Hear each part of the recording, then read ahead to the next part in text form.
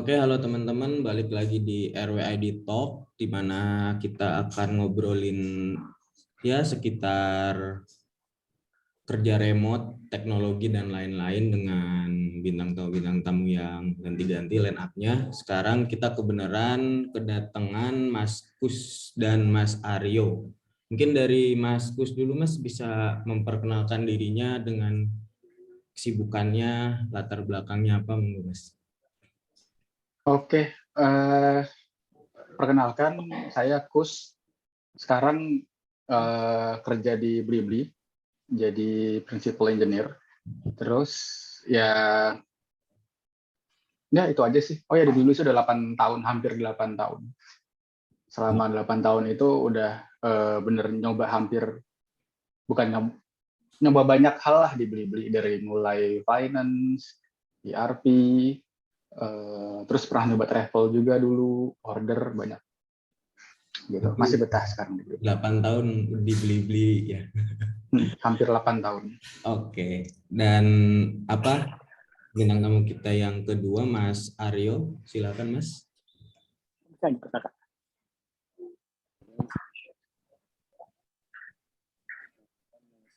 Enggak, Suaranya belum, Mas. suaranya Mas.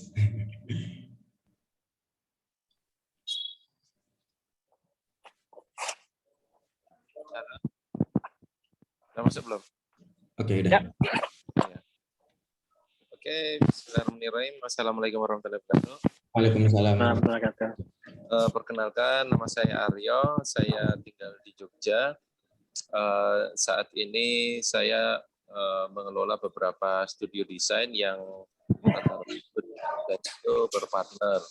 Saya mulai membuka studio desain sejak 2011 dan awalnya memang dari freelance. Sebenarnya bukan freelance sih, tapi nyambi. Jadi masih jadi karyawan tapi nyambinya tapi sebagai freelance untuk kerja di luar, tapi lewat logo kontes dulu, desain. Itu terus alhamdulillah 2011 setelah nemuin jalur, saya memutuskan untuk buka studio desain dan alhamdulillah sampai saat ini ada sekitar 6 studio desain. Gitu singkatnya, Mas. Studio desainnya apa nih Mas kalau boleh tahu namanya? Desainnya Slab Design Studio, itu yang utama yang saya base-nya di situ, home base-nya. Terus kalau yang studio-studio lain itu seperti Letterhand Studio itu lebih ke UI UX sih sebenarnya saat ini. Lebih banyak ngerjain UI UX. Terus yang ketiga Vector Factory itu logo maskot yaitu karakter gitu ya. Terus keempat kelima ya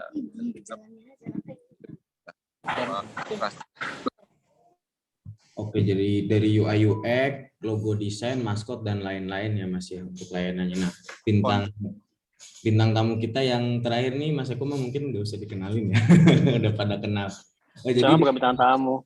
Mas Kus dan Mas Aryo ini kan background-nya mirip-mirip, maksudnya agak berbeda nih. Yang satu corporate banget dan yang satu freelance banget kalau misalkan kita bisa definisikan ya. Nah, ini nyambung ke topik yang akan kita bicarakan nih. Untuk yang pertama nih, Mas, kan seperti kita tahu ya, minggu-minggu kemarin awal-awal bulan rame kan di kuartal pertama bulan ini kalau nggak salah, startup rame tuh banyak mencatin karyawan-karyawannya. Salah satunya mungkin ada Genius, terus ada Shopee, terus di luar negeri juga bahkan ada Tesla. Nah, kalau aku pengen tahu dari Masku sendiri, sebenarnya lagi ada apa sih Mas di startup kok mulai ada PHK atau pemecatan karyawan besar-besaran ini, kira-kira ada apa ya? Tanggapannya dari Masku? Suaranya belum, Mas. Oke, kalau boleh jujur, saya nggak paham detail tiap kasus. Kayak misalnya di perusahaan A ada layoff, B ada layoff, C ada layoff. Itu kenapanya saya nggak tahu detail. Tapi ya kan kita baru aja bukan ngelewatin sih. Baru 2 tahun ini kita WFA. Oke. WFH. Terus semuanya turun kan, ekonomi turun. Pas awal-awal pandemi, Maret 2020, itu bahkan IHSG itu turunnya gede banget sampai harus ditutup lebih awal. Beberapa saham yang fundamentalnya bagus itu turun, bahkan ada yang sampai 50%. Itu saking turunnya ekonomi kita. Nah, semua kan pasti berharap setelah pandemi itu ada namanya rebound. Udah turun selama pandemi, kita pengen pas udah mulai bagus ekonomi, terus ada rebound. Tapi ternyata kondisi ekonomi global tuh nggak terlalu bagus. Kayak kemarin Amerika naikin suku bunga The Fed. Nah, jadi investor-investor itu lebih suka nyimpen uangnya di bank. Nggak semua sih, tapi banyak yang kayak begitu. Oke, dan jadinya apa? Ya mereka nahan untuk invest ke tempat-tempat yang mereka rencanakan sebelumnya. Nggak harus startup ya, apapun itu, invest kemanapun, mereka bakal nahan itu. Nah, itu yang terjadi. Kurang lebih kayak begitu sih. Jadi rebound yang diharapkan itu nggak dapat. Tiap perusahaan beda-beda. Oke, berarti dari salah satunya itu karena rebound bouncing-nya itu nggak tercapai ya Mas? Kemungkinan, kalau secara global saya lihatnya kayak begitu. Kalau dari Mas Aryo ada tanggapan mungkin mengenai hal-hal tersebut, kayak banyak mulai startup pada mecatin karyawannya, secara kan Mas Aryo punya studio sendiri ya. Kalau dari pandangan Mas Aryo gimana? Saya sendiri sih ya Mas.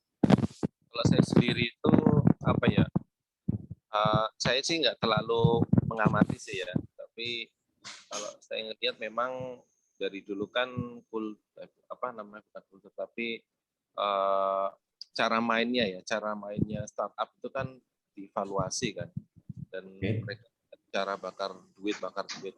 Jadi mungkin ini udah kehabisan amunisi gitu kan, bakar terus kan pasti ada ujungnya juga itu. Saya kan dulu sempat kepikiran ini startup gede kayak gini sampai dibilang katanya nggak ada profit, kok bisa gitu loh, padahal mereka jor-joran gaji developer, gaji timnya segala macam, sampai bisa berani ngebajak ke perusahaan-perusahaan lain sampai sebegitunya. Tapi ya itu ternyata kan ngejar valuasi. Tapi saya juga sempat pikir ini sampai mana nih? Apakah emang akan terus naik trennya? Apakah dengan istilahnya dalih jualan big data itu akan terus laku terusan kayak gitu? Ya saya sempat heran aja kayak gitu. Padahal namanya usaha, pasti kan kita awalnya ngejar profit kan, supaya untuk jaga keberlangsungan dari usaha itu sendiri. Kalau saya sih prinsipnya ya namanya buka usaha pasti ngejar profit, karena profit itu yang akan jadi bensin supaya mobil ini bisa jalan terus. Kalau saya sih kayak gitu, Mas. Berarti yang saya tangkap ini emang udah mentok aja ya, bahasanya emang udah di ujung aja nih, bahasanya bakar-bakaran duit para startup ini ya, udah habis gitu bensinnya. Ya, mungkin gitu sih Mas. Kalau yang saya tahu juga itu salah satu penyebabnya ya Mas ya, itu salah satunya itu markup-nya gaji para karyawan, karena kan kita tahu ya, contohnya kalau dari perspektif saya sendiri sebagai fresh graduate, itu emang kerja di startup salah satu startup apalagi yang udah unicorn, yaitu kayak DreamWorks banget, karena mereka tuh kayak berani gaji kamu yang fresh graduate tapi dengan gajinya dengan senior level gitu, karena mungkin pada waktu itu startup tuh butuh karyawan banyak dan cepat gitu ya. Kalau dari pertanyaanku gini Mas, kalau ke Mas Kus ya, kira-kira gaji karyawan startup ini benar nggak sih markup sebegitunya, atau bagaimana kalau dibeli sendiri? Nggak juga sih ya, tergantung skill sih. Nggak yang gede banget, nggak yang kecil banget. Menurut saya sih cukup. Tapi nggak asal fresh graduate masuk langsung gede kayak senior, nggak. Tergantung skill. Jadi kayak misalnya kamu apply jadi senior developer, kan itu dites dulu tuh, ada tes online, ada interview 1, interview 2. Nah, itu kan dilihat lagi ini pantas nggak jadi senior developer. Kalau misalnya jadi junior developer atau associate developer, kan tanyain, kok ini kamu belum cocok jadi senior developer, mau nggak jadi associate developer, turun 2 tingkat misalnya gitu. Nah, kalau turun 2 tingkat kan berarti ekspektasi gajinya juga nggak sesuai sama yang dia expect sebelumnya kan. Kurang lebih begitu sih. Sesuai dengan skill lah. Jadi nggak asal fresh graduate masuk langsung tinggi banget gitu. Itu case by case. Mungkin emang dia jago banget atau sebelumnya udah intern misalnya. Kan sekarang ada kampus Merdeka tuh. Oh iya. Terus ada juga beberapa kampus swasta yang ada program intern selama setahun. Nah, jadi ketika dia intern setahun, terus lulus, kan dia berarti udah punya pengalaman kerja selama setahun kan. Gitu. Jadi Berarti pasti menyesuaikan di situ. Berarti di Bilibili sendiri ketika rame kemarin kasus-kasus PHK karyawan itu di Bilibili sendiri gimana Mas kalau boleh tahu? Aman-aman aja sih. Wah, mantap ya. Nggak ada masalah. Berarti Alhamdulillah. Mentalnya bagus. Berarti profitnya lancar ini. Nggak tahu. Keren. Kalau dari Mas Aryo nih, sebagai orang yang punya studio dan mempekerjakan orang, kira-kira untuk gaji UI UX itu biar nggak ke markup, tapi biar demand supply pegawai kita tetap ada itu kira-kira berapa sih Mas? Untuk di Indo sendiri, untuk katakanlah UI UX designer yang senior level, junior level gitu. Kalau untuk Mas Aryo sendiri? Ngomongin gaji ya? Nah. Kalau ngomongin gaji, kayaknya tetap bergantung daerah sih kan. Kalau saya kan di Jogja kan, jadi jadi otomatis akan lumayan selisih ya kalau dibandingin dengan di Jakarta kan kayak gitu. Kayak gitu.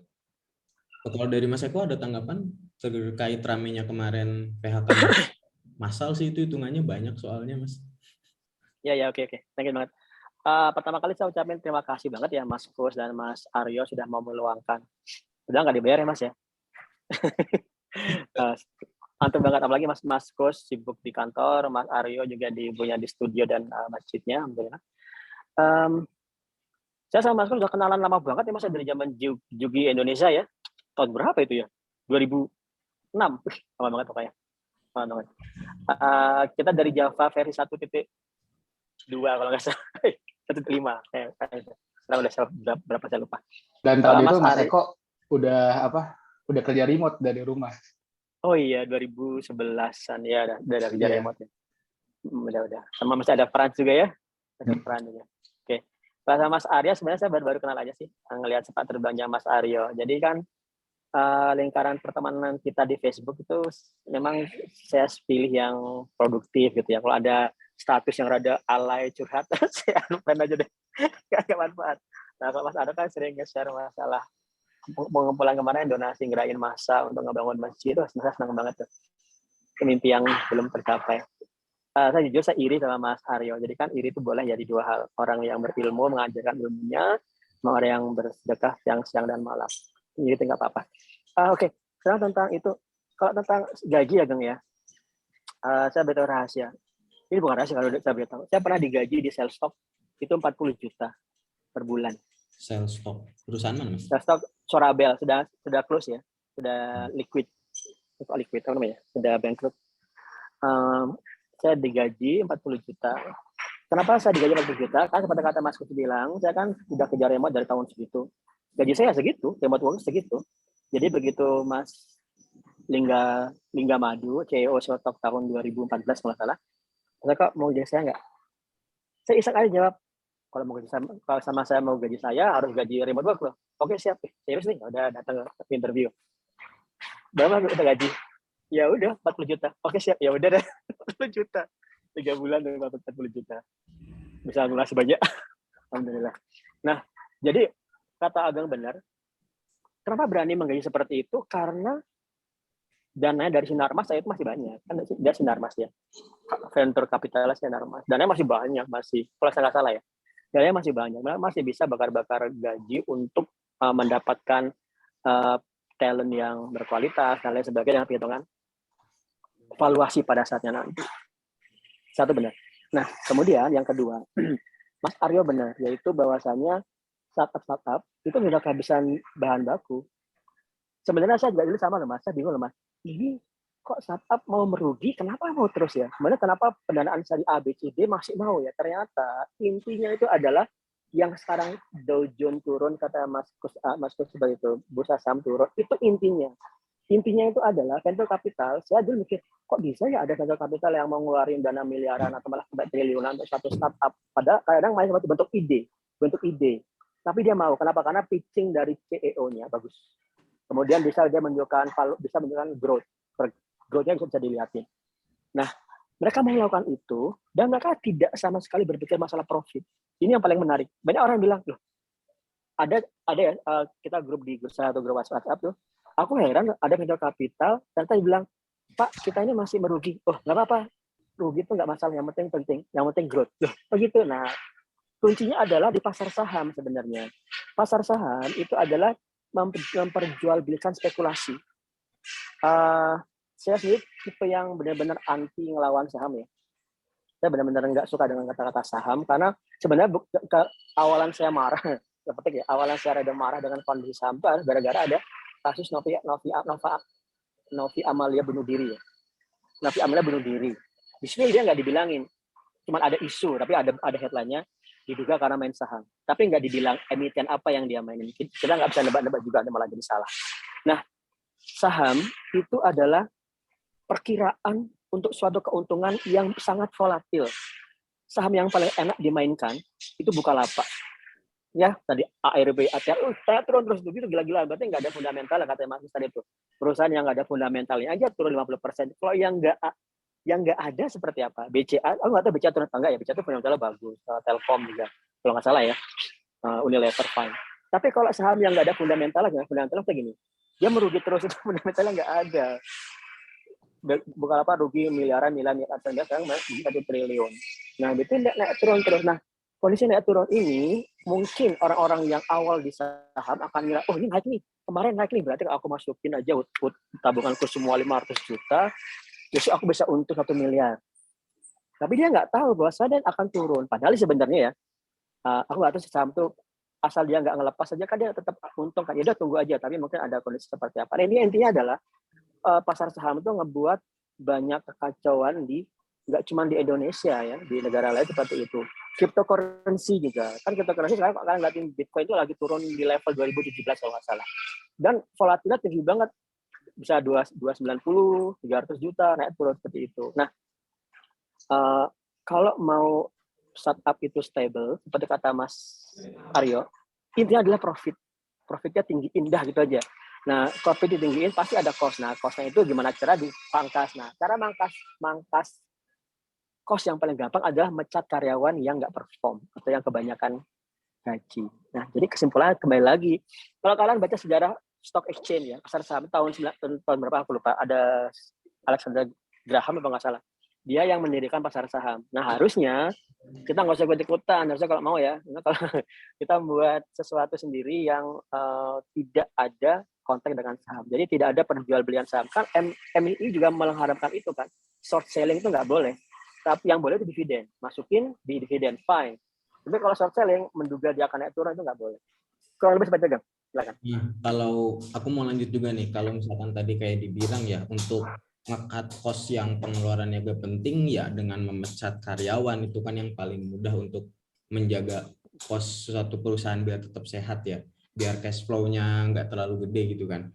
Nah, pertanyaanku gini Mas, untuk pekerja remote sendiri itu gimana ya untuk resiko PHK-nya? Ada nggak sebenarnya? Dan kira-kira ketika di PHK nanti regulasinya seperti apa untuk para pekerja remote ini?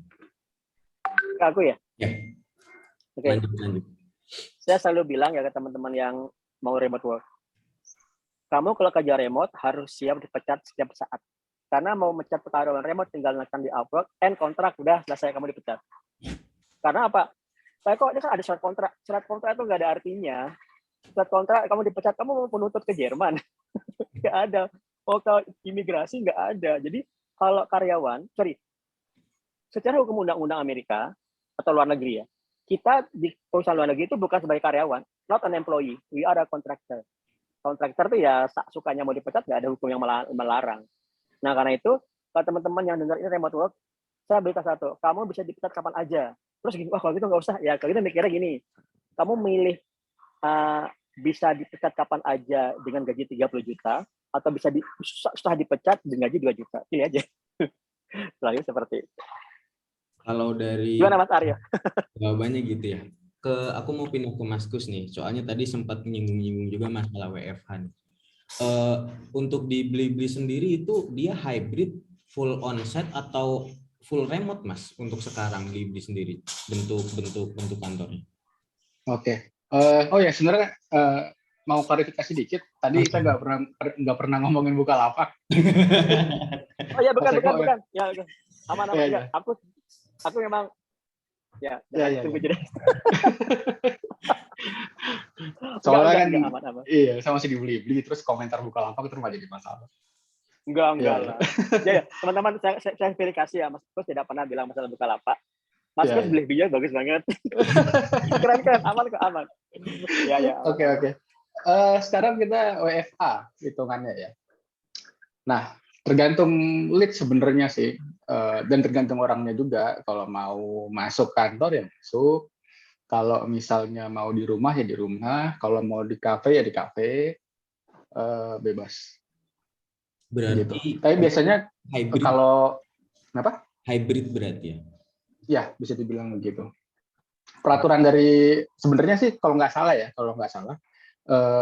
sebutannya itu WFA. Work from anywhere. Jadi ya kalau mau kantor silakan. Kebanyakan sih sekarang sih kalau saya lihat udah mulai banyak yang ke kantor. Karena bosen juga kan di rumah terus atau di kosan terus beberapa. Jadi sekali 2 kali dalam seminggu tuh ada yang ke kantor. Terus sisanya di rumah atau di kafe. Gitu. Terus ada yang ke coworking space juga buat cari suasana baru. Gitu. Saya 2 hari ini sebentar kemarin di mana ya? Oh ya kemarin di kafe. Terus hari ini di coworking space. Gitu. Kalau jadi Blibli itu kayak hybrid ya, kamu mau onsite datang ke kantor ya silahkan, mau kerja remote dari mana aja juga silahkan. Kalau dari Mas Aryo sendiri, itu Mas Aryo studionya kalau boleh tahu itu hybrid, onsite atau full remote Mas? Campuran sih, ada yang onsite, ada yang remote. Kalau yang remote itu ada desainer yang memang adalah maksudnya dia talentnya bagus terus apply, terus saya sayang gitu loh kalau ditolak. Yang penting dia bisa komit dan bisa apa yang diinstruksikan ya lancar, dan alhamdulillah ada beberapa desainer yang terus jalan remote. Terus ada juga remote yang sebenarnya di Jogja tapi dia remote karena dia jam kerjanya itu dari malam sampai pagi, sampai dini hari, sampai subuh lah. Gitu. Karena ada klien di sana yang minta desainer secara real time kerjanya kayak gitu. Jadi dedicated, minta ada 9 desainer kayak gitu. Itu mereka kerjanya di rumah di Jogja tapi remote. Terus ya selainnya sih onsite sih memang. Rata-rata emang kebanyakan onsite karena emang dapetin chemistry-nya itu kan lebih enak kalau onsite ya, dan menularkan ilmunya itu juga lebih cepat. Jadi junior yang datang gitu terus dia terupgrade skill-nya tanpa harus kita ikutin bootcamp lah atau beliin ikut. Secara alamiah, secara natural gitu dia langsung otomatis. Tapi itu kayak memang udah terjadi seperti itu. Contoh kasus, saya pernah rekrut desainer yang awalnya digabung itu hanya baru bisa vektor wajah. Vektor wajah itu dia istilahnya ngevektorin wajah itu. Jiplak lah ya kayak gitu. Ngevektorin wajah, jiplak tanpa ada konsep desain dan lain sebagainya. Tapi terus kemudian dia mulai belajar sketsa terus itu baru mulai belajar ilustrasi sendiri berdasarkan sketsanya. Kemudian lanjut bikin hero image buat landing page gitu. Dari hero image dia turun lagi akhirnya full landing page. Setelah landing page dia langsung masuk ke inner page. Habis itu bikin mobile, lanjut ke mobile apps. Nah, sampai akhirnya dia jadi desainer UI UX yang awalnya dia sebenarnya nggak ngerti apa-apa dan belum menguasai yang namanya Figma dan lain sebagainya kayak gitu. Dan itu berjalan dalam waktu 3 tahun gitu. Yang dia hanya lulusan SMK, bapaknya tukang somai kayak gitu. Sampai akhirnya dia bisa settle jadi desainer UI, dan dia pamit baik kerja di Bali sekarang kayak gitu. Hehehe, mantap ya. Luar biasa. Mantap. Mengkaryakan orang. Jadi tetap kayak gitu sih sebenarnya. Berapa banyak yang seperti itu, Mas Arya? Ada sih beberapa yang bahkan ada juga yang resign terus buka studio sendiri kayak gitu. Oke, mantap. Itu studio yang letterhand yang bikin font. Jadi dia masuk di apply itu masih kelas 2 SMK. Oh. Jadi dia sekolah terus sampai siang sampai sore lah. Terus dia mulai masuk habis asar sampai jam 9 malam kayak gitu. Itu terus menerus sampai akhirnya dia bisa jualan font sendiri. Maksudnya dia di luar jam kerja itu dia juga bikin karya dan jualan font sendiri sampai dia bisa bayar kuliah sendiri, di Ambikom gitu kan, bayar uang gedung dan sebagainya. Bapaknya Gojek gitu, Gojek. John dan juga sesekali ada pesanan makanan dan lain sebagainya gitu. Sekarang terus dia udah resign buka studio sendiri. Saya benar-benar ngerasain itu lah Mas juga. Cuman baru satu orang sih Mas apa namanya? Saya Ferry onset di Jogja. Saya bimbing dari SMK saya kasih job. Tapi saya nggak pernah ngasih job, saya nggak pernah ngasihani ya. Misalnya gini, jangan pernah ngasihanin orang. Udah, kamu kerja bisa nggak kerja? Bisa apa kok di lab SMK aku. Sebenarnya aku terangin bukan dengan dia kerja di lab, tapi aku nggak tahu kerjain aja. Oke, tak gaji sih ya, kayak saya kerjain. Terbaik kok. Gerbangnya dikunci. Progres terhambat, ya udah nggak apa-apa. Singkat cerita tak pindah aja ke Jogja. Sekarang dia di onsite Jogja sudah developer yang handal banget, full stack. Udah sekarang kuliah di UNY. Nah itu Mas Arya, yang seperti ini tuh kebahagiaan yang sulit diceritain ya. Iya. Saya ceritain. Kita bisa ngasih orang itu ikan ya kan, tapi ngebuat dia ngerangkai pancing sendiri, perahu sendiri itu dia bisa berlayar dengan membawa banyak orang. Aduh, senang banget rasanya. Nah, saya sih kayaknya baru satu aja sih. Saya pengen banget nge-push biar tambah banyak. Gitu. Nah, RWID itu ya cara gitu. Cuman aku tuh belum ngerti banget masalah font itu loh Mas. Kok font bisa jadi mahal sih? Ya apa nggak pakainya kan? Tapi juga bukan desain sekarang. Boleh nggak kasihin masalah font di RWID ya hari Selasa gitu jam 8 gitu. Boleh kapan sih. Lah kapan? Tapi apa relate Mas? Relate lah, teman-teman kita tuh banyak. Jadi gini Mas, kadang-kadang teman-teman tuh nggak tahu dia tuh expertnya di mana. Karena saya programmer ya kebanyakan, maka aku pengen belajar Python. Ntar dulu latar belakangmu apa? Gini-gini, kamu itu harusnya di personal branding aja. Udah personal branding. Saya teman-teman jangan-jangan nanti ada orang yang bisa tentang font, nanti jangan-jangan bisa jadikan ngarahin resource ini. Misalnya ada resource dari Slab yang bisa kita beli, kita akan beli, nanti dikasihkan ke mereka. Karena di RWID itu tuh konsepnya 1 kali bayaran untuk banyak kos lama-lamanya ya. Jadi saya harus muter gimana caranya agar dengan sekali bayar itu mereka akan terjamin dapat kos yang banyak. Gitu Mas Arya. Nanti kita bicara lagi ya tentang ini. Alhamdulillah. Silakan Ageng. Mantap ya. Tadi udah dapet sih dari dua-duanya yang hybrid. Jadi ada yang onsite, ada yang remote ya. Nah, kita lanjut ke topik yang kedua. Terkait pernyataan Elon Musk ya. Jadi Elon Musk tuh kayaknya di Twitter kalau nggak di mana gitu sempat bilang gini, resign aja kalau nggak mau balik kantor gitu. Sampai seorang Elon Musk tuh se-strike itu gitu.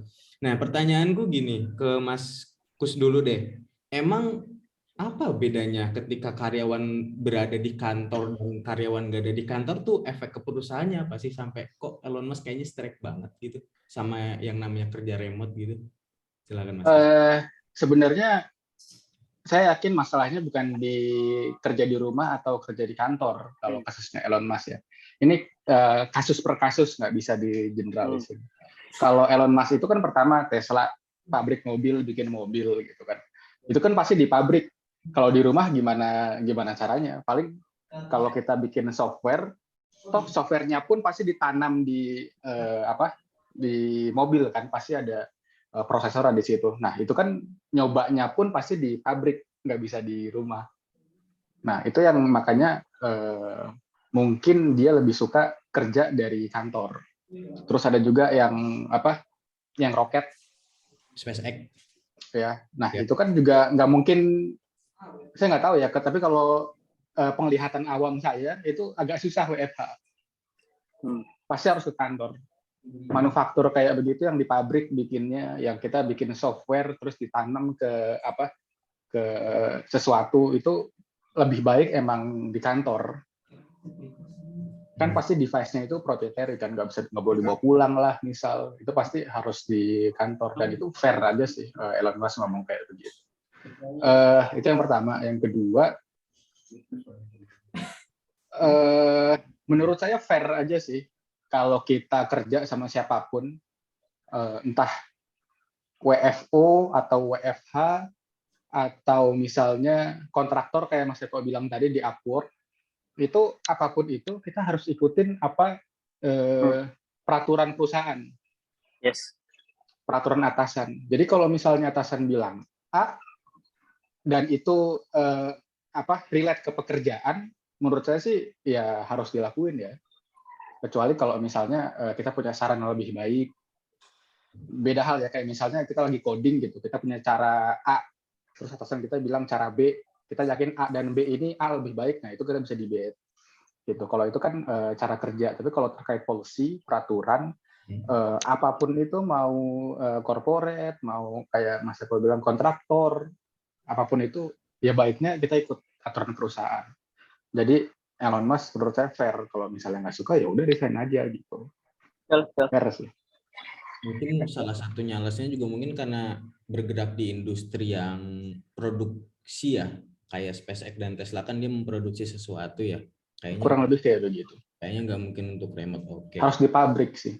Harus di pabriknya pasti. Tapi kalau si Elon Musk lagi terjun ke politik kan dia dari Demokrat ke Republikan, kalau kalian ngikutin ya. Iya benar. Cuma dia marah sama Demokrat tuh karena masalah COVID, jadi ngelarang orang untuk masuk kantor ke pabrik kan. Nah, sekarang dia pindah ke Republikan, dia bilang karena dia nggak setuju dengan Demokrat, makanya pertama yang dilakukan adalah melawan kebijakan WFH itu. Jadi sebenarnya ada hubungan politik lagi. Jadi sebenarnya banyak hal sih. Beda ya? Iya. Pernah juga satu kesempatan Joe Biden lebih milih Ford daripada Tesla. Ya itu juga ya, benar-benar. Iya, kayak dianaktirikan Tesla di sana Joe Biden. Ya itu urusannya mereka lah. Pasti kompleks di belakangnya itu. Saya setiap hari mantau tweetnya Joe Biden sama Elon Musk, lucu-lucu. Daripada mantau tweetnya Pak Jokowi malah disamperin tukang bakso. Berarti kalau dari Mas Aryo nih ngedengar pernyataannya Elon Musk, tanggapannya gimana Mas? Kayak strike banget gitu sama yang kerja remote gitu. Ya, sebenarnya sama aja sih kayak karakteristik perusahaan itu kan beda-beda ya, memang nggak bisa diterapkan WFH kalau misalkan ada hal yang memang harus dikerjakan secara onsite kayak gitu, apalagi yaitu tadi soal pabrik. Tapi memang menariknya itu dengan adanya pandemi itu sebenarnya jadi ini sih jadi perusahaan-perusahaan yang dulunya belum menyadari nikmatnya remote working itu jadi melek gitu loh. Jadi akhirnya banyak perusahaan akhirnya gitu loh. Oh ternyata efisien juga, bisa ngehemat cost gitu. Saya sampai kaget. Kemarin saya ketemu sama teman yang kerja di Niaga Hoster, itu 100 timnya total 300 semuanya WFH gitu. Sampai sekarang gitu. Jadi keterusan gitu. Ya di dulu onsite ya? Iya kan gede banget tuh bangunannya itu. Yang di Jalan Magelang apa ya? Magelang mau Palagan ya? Itu. Dan sekarang semuanya onsite. Padahal. Nah, itu loh. Itu menarik sih menurut saya. Jadi memang ada yang melek dan itu juga menjadi menjadi angin segar juga buat kita istilahnya yang udah terbiasa remote working, di mana orang-orang dulu bilangnya ngepet lah, ngegame lah atau apa. Ini orang lagi kerja nih WFH. Nah, jadi kita udah nggak usah jelasin terlalu panjang lebar lagi kan kayak gitu. Sudah jadi mainstream ya WFH. Iya. Nah, kalau lanjut nih ke topiknya terkait WFH dan remote work. Aku ke Mas Kus dulu deh. untuk penerapannya remote sendiri atau WFH di Blibli atau di perusahaan Indo lah bisa kita bilang. Itu gimana sih Mas? Penerapannya. Oh ya, ya kurang lebih sama sih, nggak ada yang beda jauh sih. Pasti ya kalau meeting fit call kadang-kadang. Jadi kalau kita punya stand up, kita bisa fit call. Terus kalau misalnya kita ada sesi ngumpul-ngumpul yang tadinya kita ke mall atau makan di luar, kita bisa beli makanan, terus fit call rame-rame ngomongin hal di luar kerjaan. Ya kurang lebih sama sih kayak begitu. Terus call enaknya tuh kalau mau ngomongin sesuatu, kalau call itu bisa direkam. Kalau meeting fisik kan nggak bisa direkam. Enaknya sih itu. Kita ya kalau pas WFO kita datang ke ruang meeting gitu kan, kita ngumpul berlima berenam yang ngomong di situ aja, nggak ada rekaman kan. Paling bikin MOM, tapi kan mungkin masih ada yang kalau direkam kan enak kalau call. Nah itu enaknya sih. Kekurangannya kenapa? Gimana tadi kekurangannya? Lanjutin. Kekurangannya itu paling untuk yang baru pertama kali kerja ya, kayak fresh graduate, junior developer, mereka butuh banget bimbingan sih. Itu yang susah, kayak mereka kalau stuck biasanya kan kesulitan nyelesainnya gimana. Dan itu dia butuh banyak komunikasi sama mentornya. Gitu. Oh, berarti tadi balik lagi seperti kayak Mas Aryo ya, transfer knowledge-nya kalau onsite lebih enak ya? Iya, lebih enak ketemu langsung sih. Lebih enak ketemu langsung kalau misalnya kita mentorin yang junior developer. Berarti untuk nge-tracking time performance-nya gimana, Mas? Kalau di Blibli sendiri? Ya, enggak. Nih yang apa? Yang di Blibli apa yang junior developer? Yang di Blibli sendiri penerapannya ketika karyawannya kerja remote itu untuk nge-tracking performance karyawannya gimana caranya? Ya kita kan punya tiket namanya Jira. Oke. Kita bisa file tas-tas yang bakal dikerjain di sana. Terus, saya jelasin dari awal deh. Kita kan pakai Scrum. Kita punya namanya, kita bisa gathering requirement. Kita punya namanya sprint planning. Sebelum sprint planning ada sprint grooming. Itu pas zamannya WFH itu online semua, call. Nah, di situ kita kan bikin Jira dalam satu sprint. Misal dalam satu sprint 2 minggu kita bikin 10 Jira.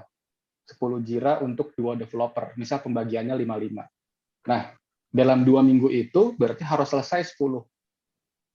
Kalau misalnya nggak selesai, tapi alasannya fair, kayak misalnya ada requirement yang belum ke cater, ada production issue, bikin waktunya jadi berkurang, yang seharusnya 2 hari karena ada production issue jadi butuh 3 hari, gitu. Itu masih fair, jadi masih bisa kita pindahin ke sprint depan. Yang kayak gitu-gitu, seharusnya kita jadi bisa manage manage kerjaannya itu bagus apa enggaknya dari situ. Oke, dari Scrum. Kurang lebih kayak begitu. Iya. Kalau Mas Aryo, dari Mas Aryo gimana Mas untuk ngatur teman-teman yang WFH atau remote itu? Kalau dari Mas Aryo sendiri studionya itu caranya gimana Mas? Kalau yang designer yang dedicated buat klien itu udah langsung connect via Slack sih sama kliennya, jadi mereka udah ada kayak lead-nya gitu, project manager-nya atau marketingnya gitu. Segala kebutuhan itu udah ada dan mereka langsung kontak-kontakan. Pakainya Trello sih kok. Trello ya. Kita juga pakai Trello juga sih yang di studio gitu. Dan awesome.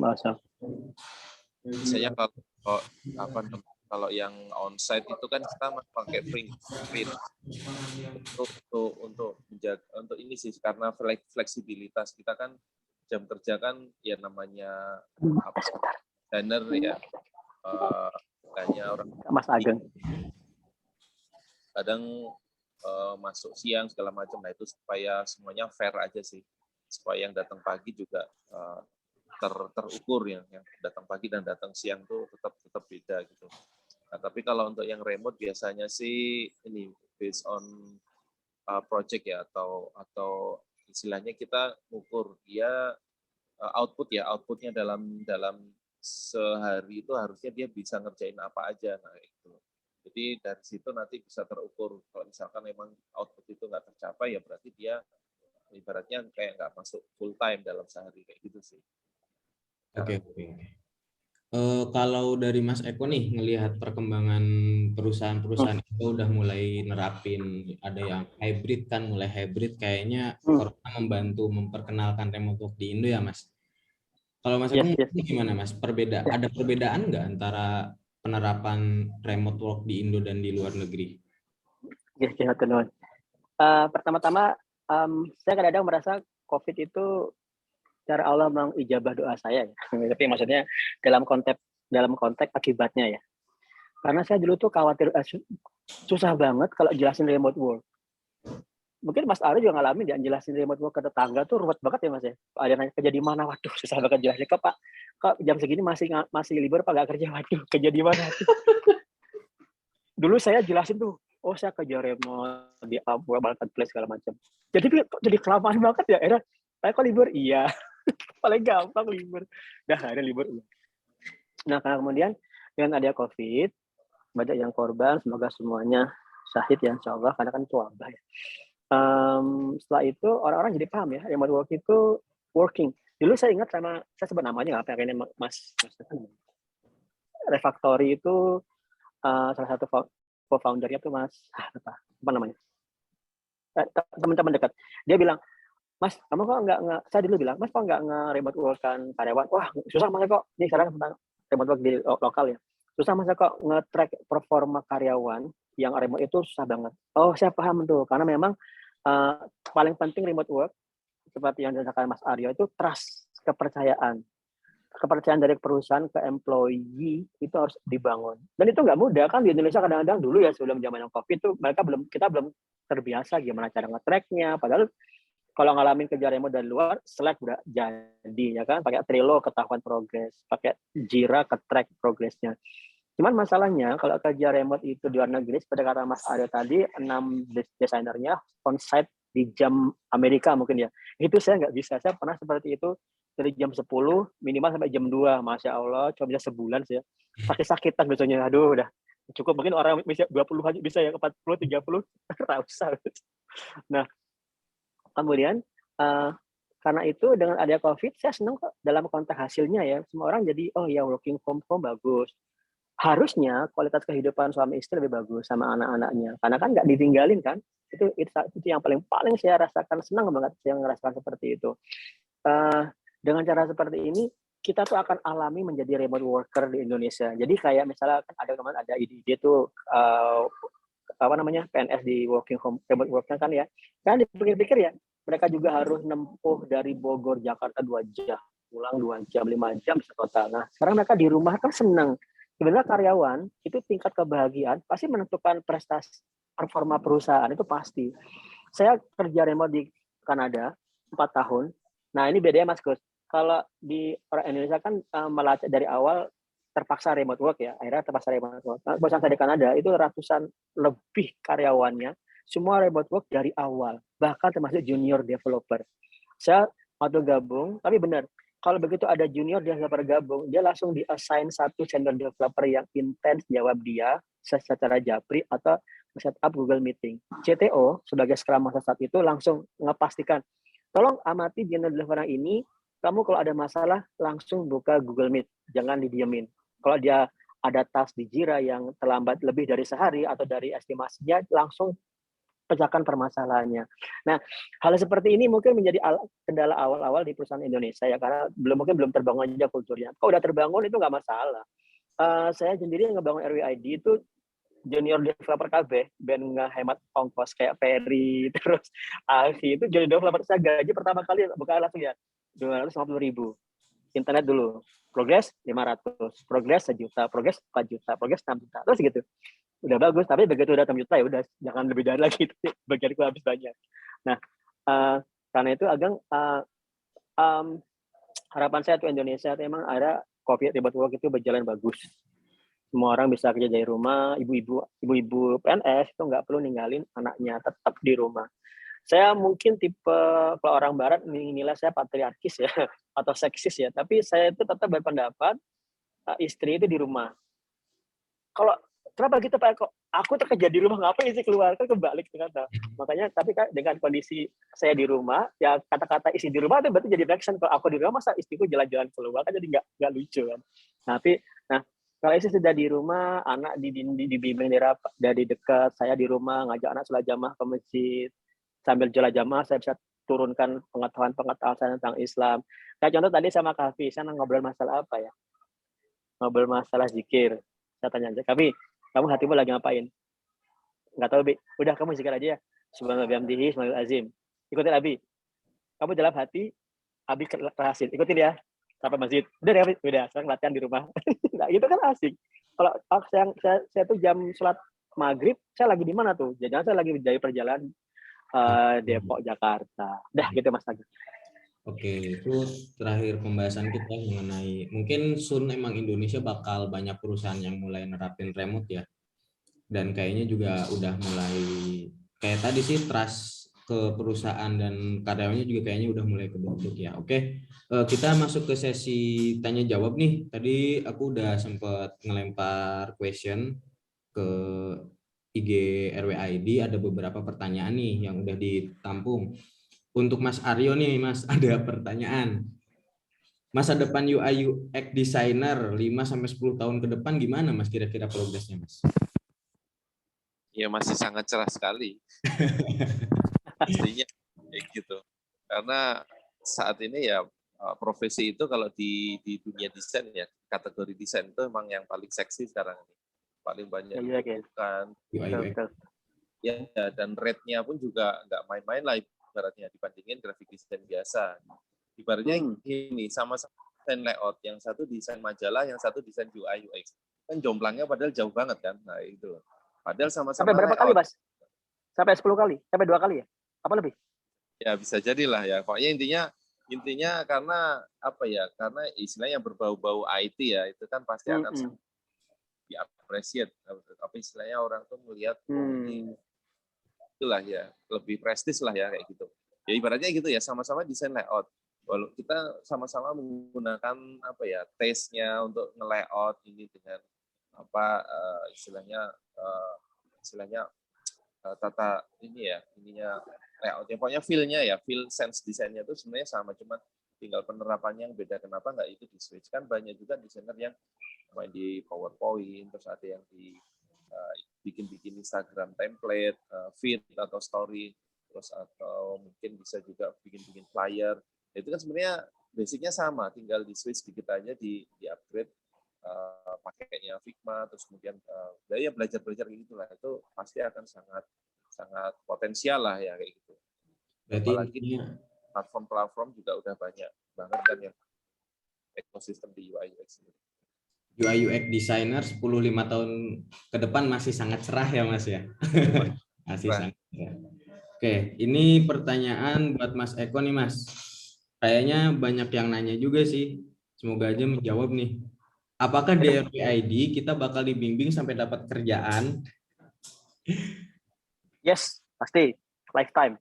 Lifetime saya dan lifetime mentor ya. Kalau kita mati ya kita selesai. Jadi tetap karena semua course di RWID itu sifatnya lifetime ya Mas ya, semua level ya kalau nggak salah. Oke. Terus pertanyaan selanjutnya, aku nggak tahu ini buat siapa ya. Aku nganggur 2 tahun lebih, mau mulai dari nol pekerjaan hal yang baru. Bisa dimaklumi nggak kalau belajarku kayak progres belajarku rada lambat? Mungkin untuk Mas Eko. Well, teman-teman, di RWAD banyak pertanyaan ke aku dari nol gimana? Jawabannya adalah banyak yang dari nol. Mungkin kalau di persentase 30% ya yang dari nol. Kalau kamu sekarang di RWAD di Instagram, cari hashtag alumni remote worker ID, alumni remote worker ID. Cari Mas Zaror. Dia 2 bulan dari nol UI UX Mas Aryo. 2 bulan dari nol UI UX bukan React, front end. Dia langsung front end, dia suka CSS, main animasi. Langsung saya push untuk nembus remote work, tembus dalam 2 bulan, dari nol. Tapi syaratnya dia 4 bulan, 2 bulan itu belajar tiap hari 4 jam. Itu nggak mudah loh ya, belajar sendiri di rumah 4 jam itu nggak mudah. Kan godaannya Netflix kan, tidur, main game ya kan, dia bisa sendiri. Nah, kalau saya lambat gimana ya nggak apa-apa, tapi ikutin Zoom RWID yang setiap hari Selasa dan hari Sabtu. Sekarang kita pindah ya, yang Jumat hari Sabtu. Supaya apa? Saya motivasimu terjaga. Kadang kan susahnya remote work, kata Mas Kus tadi, kalau dia jurnal developer kan kayak nggak ada menajak ngomong kan ya. Bapak pemula juga belajar remote work kan upgrade skill-nya itu kadang-kadang kepayahan kan, nanti gimana ya, aktif di komunitas WhatsApp dan Discord, dan juga aktif di Zoom supaya seperti ini bisa melihat progres teman-teman yang berhasil. Oke, itu yang salah. Oke. Lalu pertanyaan terakhir nih Mas, kayaknya buat Mas Eko juga nih. Cara agar konsisten belajar atau update skill biar konsisten, gimana caranya Mas? Nah, saya selalu punya perspektif, yaitu kalau kamu suka, kamu akan menyelesaikan permasalahanmu. Kamu suka coding, selesaikan masalahmu. Suka UI UX, selesai masalahmu. Cuma masalah gini, kalau nggak suka gimana? Kalau nggak suka ya nggak bisa dipaksa, ya kan? Tapi gimana cara maksa supaya suka? Nah, cara maksa supaya suka ini biasanya tergantung orangnya sih. Gimana caranya saya bisa suka terhadap sesuatu hal yang baru, ya kan? Kalau saya usulin dengerin podcast saya. Podcast di Spotify, Remote Work Indonesia itu sangat sangat membujuk ya. Saya punya kemampuan membujuk orang, sangat persuasif untuk kamu, kan anak, sangat persuasif untuk kamu bisa menyukai sesuatu. Contoh, saya selalu memberikan masukan. Kamu kerja kantor, sebelum berangkat, sisihkan waktu 1 jam. Luangkan waktu. Jangan mencari waktu luang. Kalau kamu luangin waktu, nggak mungkin 24 jam itu kamu nggak ada waktu untuk belajar. Pasti kamu 24 jam ngantor terus atau kerja belajar terus. Pasti ada deh sejam, luangin aja. Nah, itu yang paling pertama. Kedua, ikutin Zoom seperti ini. Sama lihatin sukses story teman-teman. Sukses story teman-teman itu seru-seru banget ya. Kayak tadi aku bilang Mas Ferry itu sudah mulai kuliah, atau ada juga ibu rumah tangga yang sudah berhasil mendapat pemasukan berapa kali lipat dari gajinya yang dulu. Itu kan nyenengin banget. Nah, kalau kamu motivasimu sudah ada, nanti tinggal menikmati cara belajar, kerjain. Cara nikmati belajarnya, tiap orang beda-beda. Kalau kamu punya MacBook, laptop, ke kafe, itu bisa nikmati belajar. Atau ke Digital Valley ya, Telkom ya, kalau masih ada, itu bisa memberikan semangat. Sama ikutin TikTok yang ada di kota masing-masing lah, kalau Jogja itu banyak. Atau enggak via yang online. Intinya gimana cara kamu senang. Misalnya kamu senang dengar musik, minum kopi. Kamu senang dulu, ntar gampang. Kalau kamu nggak senang, nah itu cari dulu cara kamu senang. Setelah kamu senang, semua selesai. Itu Gang ya. Oke. Intinya biar kamu senang dulu ya. Mungkin itu RWID Talk episode 2 kita pada kali ini. Terima kasih Mas Kus udah mau meluangkan waktu. Terima kasih Mas Aryo udah mau meluangkan waktu. Ini Mas Eko juga makasih, padahal lagi di Masjid Gede Kauman ya. Iya. Oke, mungkin itu RWID Talk episode kali ini. Satu lagi. Aku ucapin terima kasih banget ya ke Mas Kus dan Mas Aryo sudah ngelain waktu 1 jam kalian. Kalau Mas Aryo tuh jangan-jangan udah ngabisin 1 juta ini. Kan di sini dia free. Mas Kus juga jadi lagi ada berapa tas yang belum selesai juga. Nah, aku terima kasih banget. Harapan kita Mas Kus dan Mas Aryo, harapan kita banyak orang terinspirasi dan punya harapan untuk hal yang baru. Jadi ada teman yang 2 tahun menganggur ya, punya harapan untuk sesuatu yang baru. Atau orang yang belum tahu arah, jadi punya arah. Kadang kita kan sudah expert nih, lupa ya.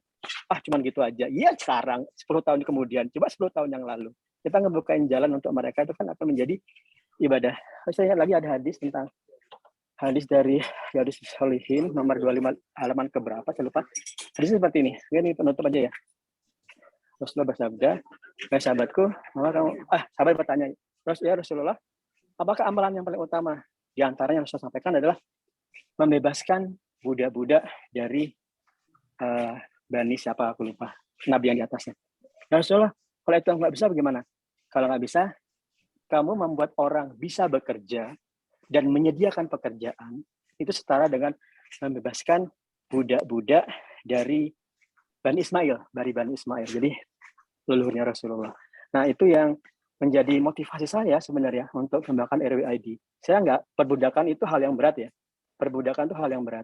Nah, Rasulullah mengatakan membuat orang bisa bekerja kan membebaskan dia dari perbudakan, ya kan? Perbudakan sistem, kapitalisme dan lain sebagainya. Itu yang berusaha kita bisa kita jadikan solusi. Oke, kita juga dari aku dan teman-teman yang lain.